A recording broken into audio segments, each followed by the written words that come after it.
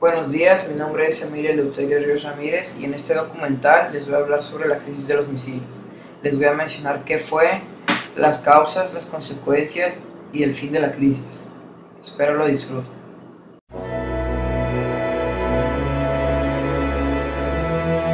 La crisis de los misiles en Cuba es como se denomina el conflicto entre los Estados Unidos, la Unión Soviética y Cuba en octubre de 1962, generado a raíz del descubrimiento por parte de Estados Unidos de bases de misiles nucleares soviéticos en territorio cubano.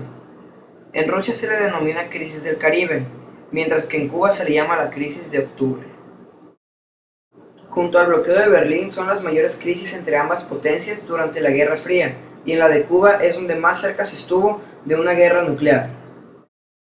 La crisis abarca el periodo comprendido entre el descubrimiento de los misiles, que fue el 15 de octubre de 1962, hasta el anuncio de su desmantelamiento y traslado de vuelta a la Unión Soviética, el 28 de octubre de 1962. Sin embargo, a otros niveles se extendió hasta noviembre de 1962 e incluso enero de 1963 en sucesivas minicrisis. Los orígenes del conflicto residen en la siguiente cadena de hechos.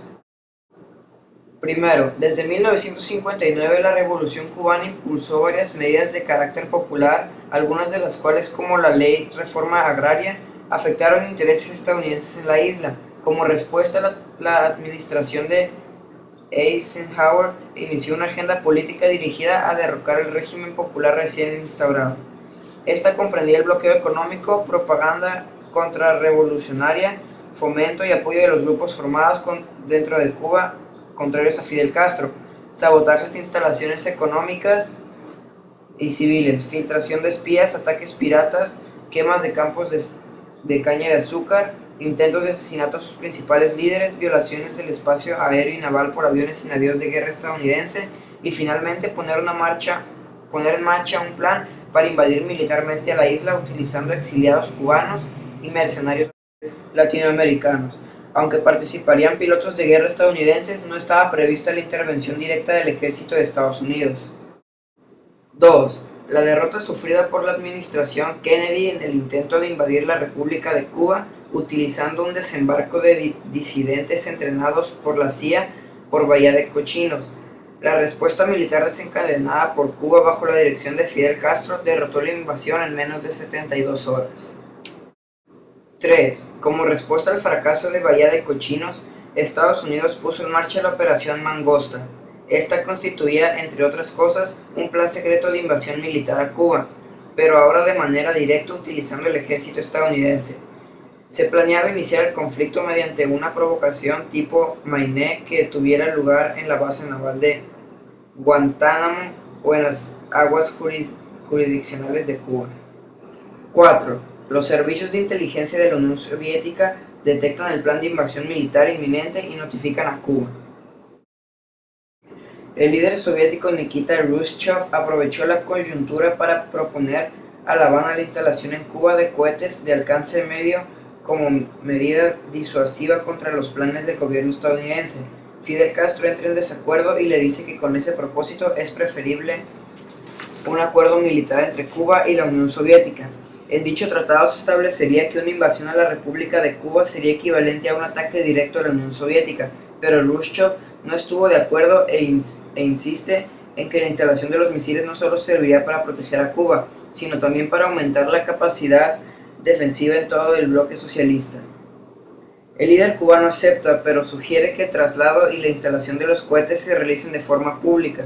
Sin embargo, los soviéticos niegan a hacerlo antes de que los cohetes queden operativos. 6. Por su cercanía a Estados Unidos, una base de misiles de este tipo potencialmente podía vulnerar aquel país, compensando la escala provisión soviética de misiles de alcance intercontinental, igualando así la amenaza que significaba para el pueblo soviético los misiles estadounidenses empleados en Turquía, estado fronterizo con la Unión Soviética y en la República Federal Alemana. Por ello, el líder soviético Khrushchev y su gobierno decidieron asegurar la isla con la instalación de bases de misiles, con capacidad para alcanzar Estados Unidos y dispuestos para llevar cabezas nucleares. Daban así un paso más en la carrera armamentista que caracterizó el periodo de la Guerra Fría entre estas dos potencias. 7. Los soviéticos habían subestimado la capacidad de los servicios de inteligencia de los Estados Unidos, que no tardaron en detectar la presencia de las bases de misiles mediante violaciones del espacio aéreo cubano con aviones espías U-2. 8. Estados Unidos pide cuenta a la Unión Soviética, pero esta vez los líderes soviéticos prefieren probar la táctica del engaño y seguir ocultando la operación. Se desata la crisis de los misiles.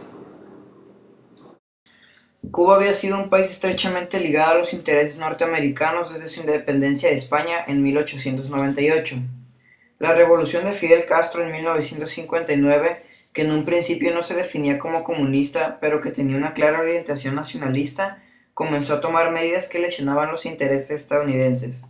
La reacción de Washington fue inmediata: ruptura de relaciones en 1961, imposición de bloqueo económico, excluyó a Cuba de la Organización de Estados Americanos y organizó mediante operaciones secretas de la CIA una fallida investigación de migrados anticastristas en Bahía de Cochinos o Playa Girón en abril de 1961.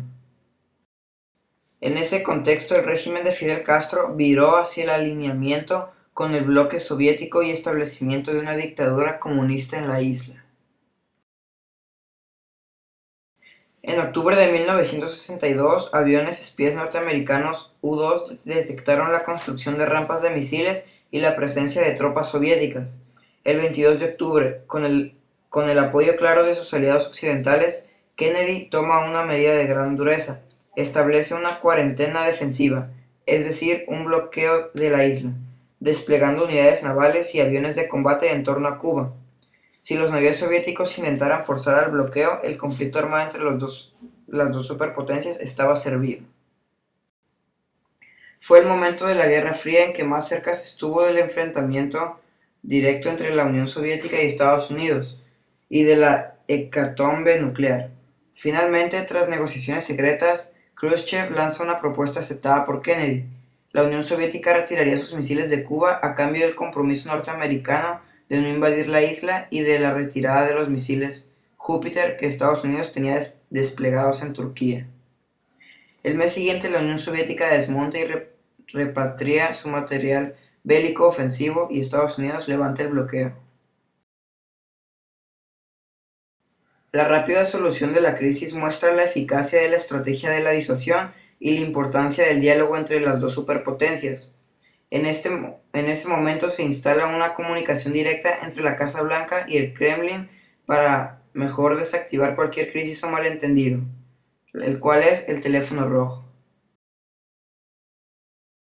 Tras la crisis de Cuba, la coexistencia pacífica toma plenamente carta de realidad. La coexistencia entre los bloques se compatibiliza con la cohesión interna en ellos. Por un lado, Macmillan y Dagwood no dudan en apoyar incondicionalmente a Kennedy. Por otro, la Cuba de Fidel Castro se convierte en un fiel aliado a Moscú, a cuyos intereses expansionistas va a servir en los años 70, enviando cuerpos militares expedicionarios a Angola, Mozambique o Etiopía.